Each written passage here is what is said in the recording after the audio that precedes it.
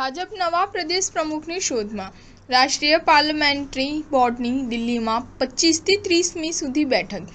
ગુજરાત ભાજપ પ્રમુખ તરીકે 4 વર્ષ પૂર્ણ કરનારા પાટીલ રહેશે કે જશે?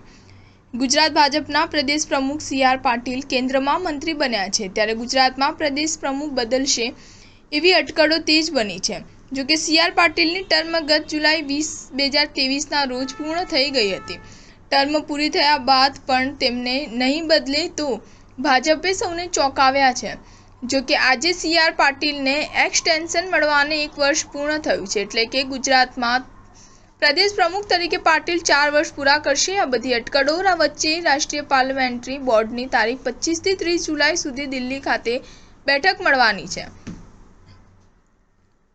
આ બેઠકમાં પ્રધાનમંત્રી મોદી, ગૃહમંત્રી અમિત શાહ, રાષ્ટ્રીય અધ્યક્ષ જે.પી. નડ્ડા, રાજનાથસિંહ, નીતિન ગડકરી સહિતના પાર્લામેન્ટરી બોર્ડના સભ્યો હાજર રહેનાર છે। આ બેઠકમાં ભાજપની આગામી રણનીતિ અંગે ચર્ચા થશે, તેમજ અનેક મહત્વના નિર્ણય આ બેઠકમાં લેવામાં આવી શકે છે।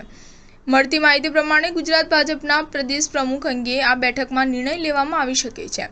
જો ગુજરાત ભાજપ પ્રદેશ પ્રમુખ અંગે નિર્ણય લેવાય તો તેની જાહેરાત 5 ઓગસ્ટ પહેલા થઈ શકે છે।